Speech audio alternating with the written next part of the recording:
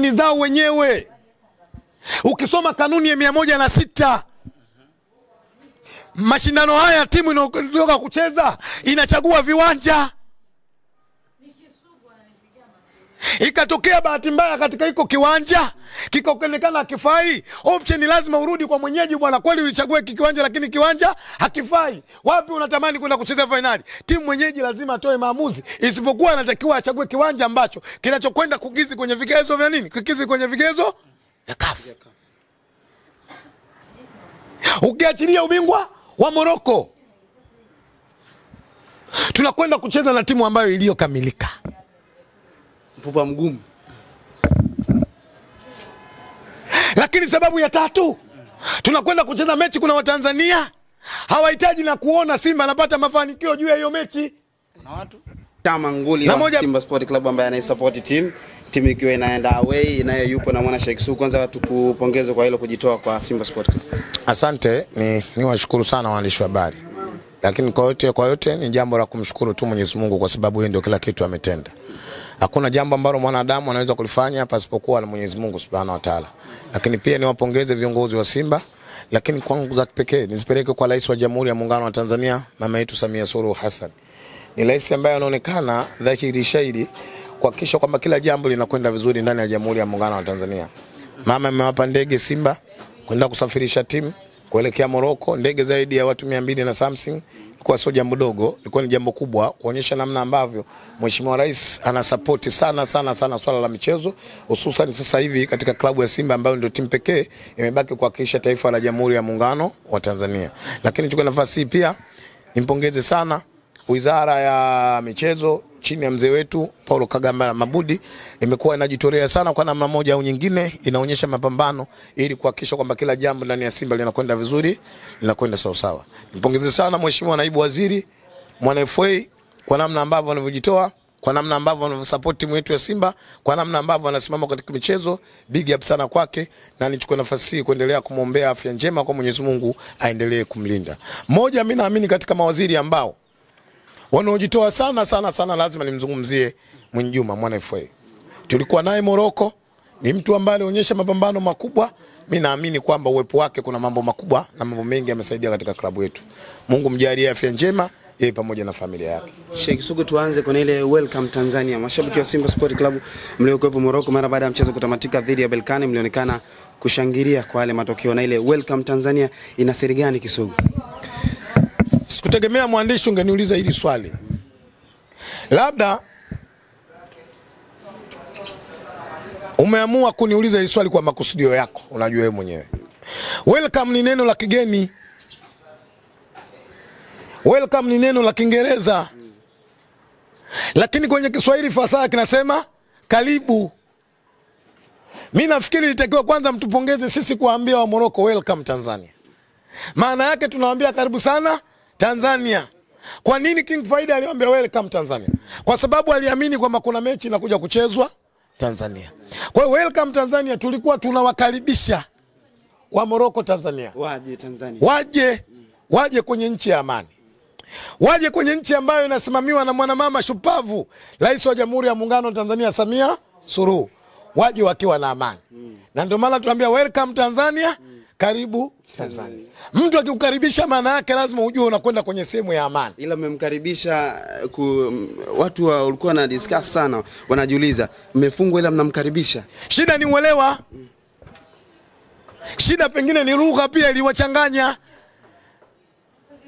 Kuna baadhi ya watu nyuma mwiko, akina Mwajuma Ndala Ndefu, akina Semanile, lugha zinawasumbua.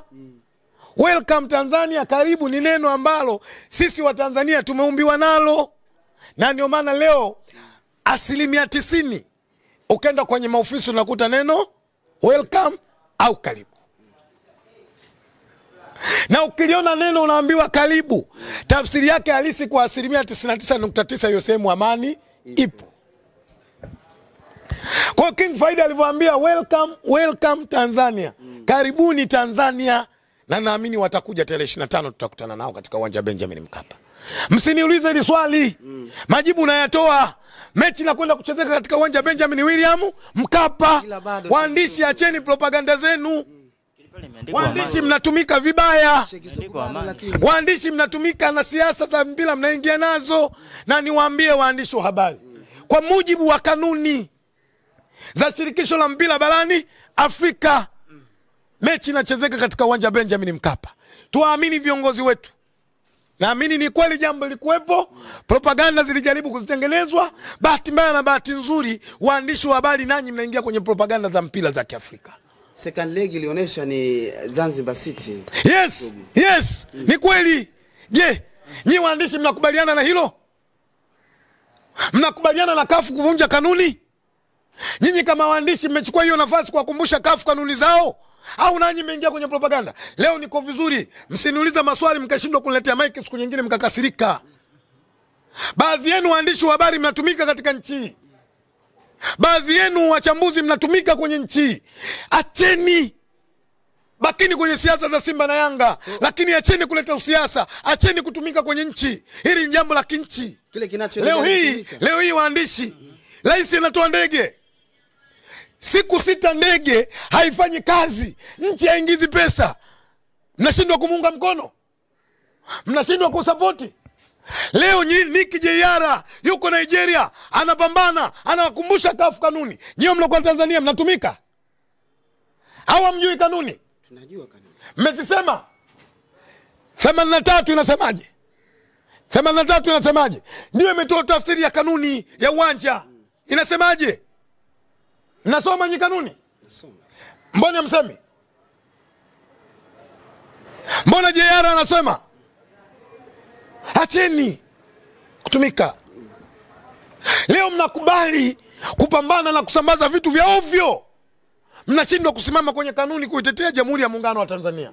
Ila mpaka sasa bado majibu hayajatoka Sheikh Sugu. Nimesema hayawezi kutoka kwa sababu nyinyi hamtaki yatoke. Ni sisi au viongozi? Nyinyi waandishi wa habari, kazi yenu waandishi wa habari, kuna muda lazima mwakumbushe shirikisho. Kama leo inafika mahara mnawakumbusha TFF, mnawakumbusha bodi ya ligi kanuni, kwa nini msifike mahala mkasimama mkaenda kawakumbusha shirikisho la mpira barani Afrika? Wao ndio wametengeneza kanuni. Kuna uwanja grade 1, grade 2, grade 3, grade 4. Alafu kuna asilimia za uwanja ambazo zinazopaswa kwenda kutumika kwenye finali. Nyinyi waandishi mnatumia hizo kanuni kuwakumbusha CAF? Nyinyi wachambuzi mnatumia hizo? Nyinyi wasaliti baadhi yenu. Huu ndio ukweli. Wachambuzi na baadhi ya waandishi wa habari ni wasaliti wa nchi. Nchi inajitoa hii. Brother, sio jambo dogo. Ndege ya watu zaidi ya 200 na something. Mnausaidiaje mpira? Waziri Mkuu wa Jamhuri ya Muungano wa Tanzania juzi amekwenda uwanjani kujiridhisha. Je, hiki kinachofanyika kiko sawa sawa? Waandishi wa habari mmeshindwa kutumia ushahidi sahihi ya kuambia CAF kwamba uwanja wa Taifa una vigezo vyote kutumika katika finali.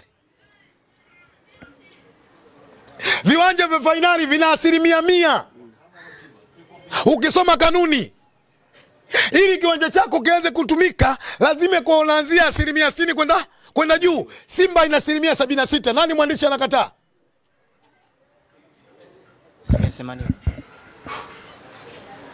76%. Niwaambie wana Simba waondoe na hofu, tunacheza katika uwanja Benjamin Mkapa. Mbungi inapigwa pale pale Mkapa. Niachie mimi, wewe umekataa kusema. Weka tuna maiki yako, kaa kimya. Mwandishi. Ukitaka maiki yako kinichukia nichukie. Mimi niko hapa sisimama kama Simba, mimi nisimama hapa kama Mtanzania. Uzalendo kwanza. Leo hii bipo. Nendeni mkasome kanuni. Kuna kiwanja A, B, C na D. Kikanuni. Ukitaka mtihani muulize mwandishi wa habari. Katika hizo grade nilizozitaja, Amani News Zanzibar iko grade gani? Mtakesha. Haipo. Sijakuuliza hilo swali. Kama haipo mbona tulicheza nusu finali kule? Kuna muda waandishi wa habari rudini kwenye uzalendo wa nchi. Kuna muda waandishi wa habari twendeni tuiunge mkono serikali ya Jamhuri ya Muungano wa Tanzania. Mimi naamini waandishi wa habari mngeamua kutumia nguvu zenu za wanahabari kwenda kuwakumbusha shirikisho la mpira barani Afrika kanuni zao, ili jambo zisingeleta taharuki. Linaeleweka. Leo hii Finali Simba anacheza na Berkane. Mkondo wa pili. Rais wa Berkane ndio makamu wa rais wa shirikisho la soka barani Afrika. Rais wa Berkane ndio rais wa shirikisho la soka Morocco. Hivi nyinyi hamjahisi kwamba nafasi aliyokuwa nayo anajaribu kuona namna ambavyo anaweza kuifavor timu yake ipate matokeo? Nyinyi hamuliona? Tumeliona hilo. Mnapingana naye vipi? Mnapingana naye vipi brother? Kwa kusemea Sheikh. Nani kasema mwandishi wa habari zaidi ya JR? Miki. Nendeni mkawakumbushe kwa kanuni zao wenyewe.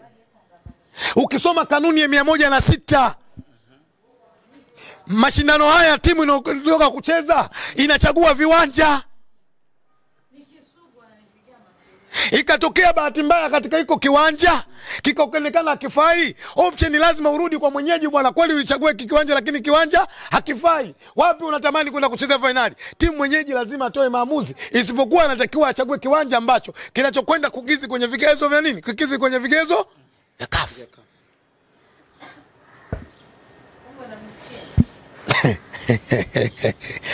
Lakini Kisugu, taarifa ilitoka siku 3 kabla, ina maana walikuwa na uwezo wa kupindua. Nani alitoa taarifa? CAF ilibidi watoe waweze kupindua shirikisho. CAF ni package. CAF ni nini? Package. Ndani ya CAF kuna vitengo. Aliyetoa nani? Waandishi mnamjua?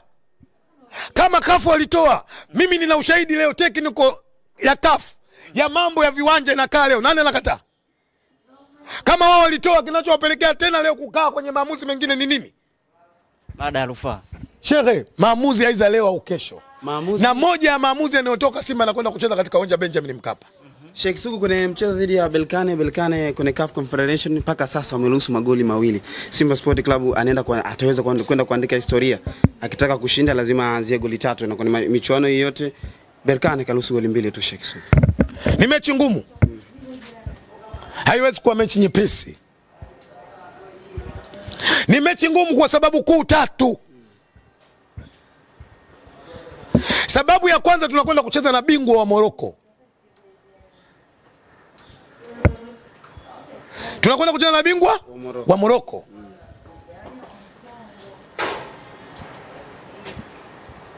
Sababu ya pili, ukiachilia ubingwa wa Morocco, tunakwenda kucheza na timu ambayo iliyokamilika. Mfupa mgumu. Lakini sababu ya tatu, tunakwenda kucheza mechi kuna Watanzania hawahitaji na kuona Simba anapata mafanikio juu ya hiyo mechi. Na watu? Na moja baadhi yao waandishi wa habari. Na moja baadhi yao waandishi wa habari. Kiaje Sheikh Sugu kwa waandishi? Niwaambie wana Simba tuna mechi ngumu. Sitaki ni waraumu na wala sitaki ni waseme kwa kile ambacho kilichotoa Morocco baada ya kushangilia. Maana yake kwa nini walishangilia? Wao waliamua kuishi katika maisha ya kumbukumbu, ya kukumbuka kwamba uwanja Benjamin Mkapa hatoki mtu. Niwakumbushe huu ni mchezo wa mpira.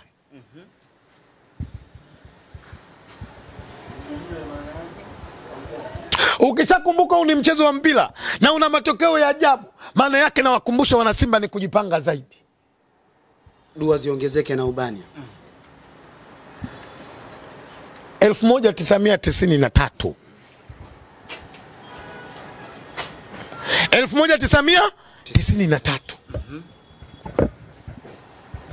tuliwapoteza wana Simba baada ya kukosa kombe linaloandaliwa na shirikisho la soka barani Afrika kwa maana ya CAF.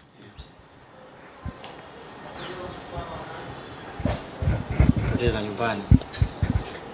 Lakini kuna taswira ambayo imejitokeza kwa wana Simba wakiwa wanacheza katika uwanja wa nyumbani, wanakuwa na overconfidence.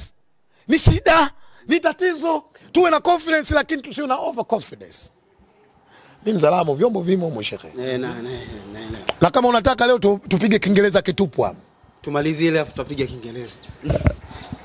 Watanzania waelewe. Kwa hiyo kwa nini tatizo? Tukiwa na overconfidence tutaamini kwamba mechi tumeimaliza, lakini tukiwa na confidence tutaamini mechi hatujamaliza, tunahitaji kufanyaje? Kupambana.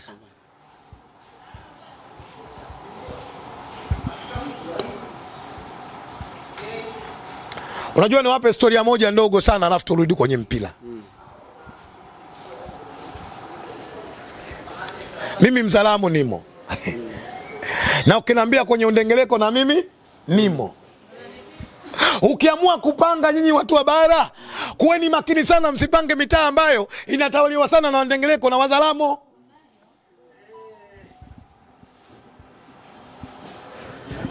Ukienda kupanga hiyo mitaa ambayo inatawaliwa na wandengeleko na Wazalamo, wewe kila ukilala ukiamka jua vita utakuwa nayo. Kumbe wanaroga au wananongwa. Kwa hiyo sisi Simba watu wa bara tuliokuwa nao karibu yetu ni Wazalamo na wandengeleko. Ndio wale akina Majuma nyuma mwiko wale. Lazima tukumbuke kwamba tuna kazi ngumu sana kufanya. Na bahati nzuri wanyama wote wapo, paka hawajakufa wapo, kuku hawajaisha wapo, tukaloge. Mkafanyaje Sheikh? Tukaloge. Wana Simba. Wana Simba wamekuwa mjihusishi na mambo, watu wanakataa sana Sheikh. Hii vita.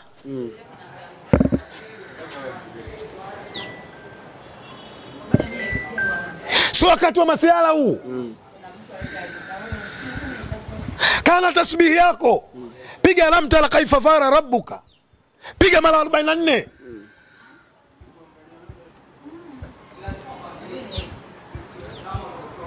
Ukimaliza piga kula audhu birabbil falaki wa min sharri ma khalaqa. Piga. Na hao ni Waarabu Sheikh Sugu.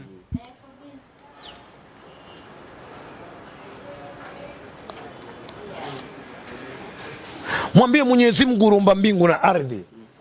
Kwa aya hizi nilizozisoma na baraka zako kupitia Mtume Muhammad sallallahu alaihi wasallam, naomba wajalie vijana wetu wa Simba wapate afya na nguvu ya kupambana. Sio dhambi. Sio dhambi.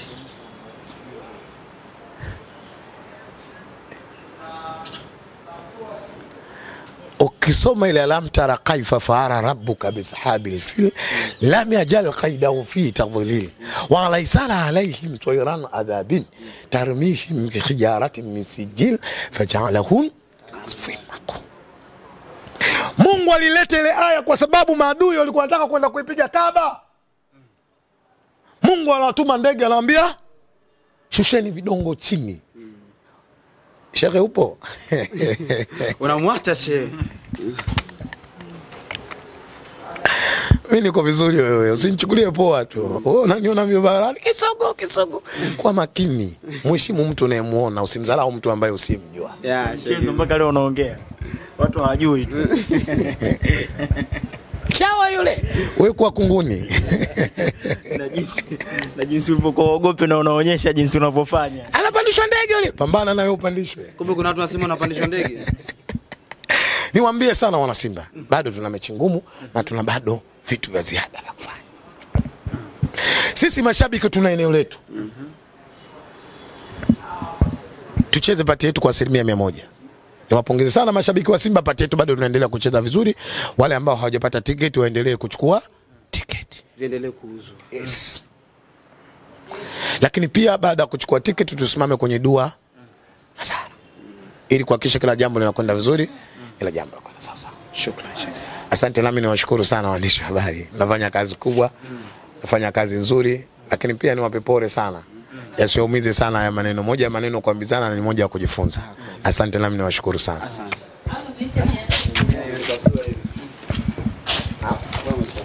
Umia maneno haya.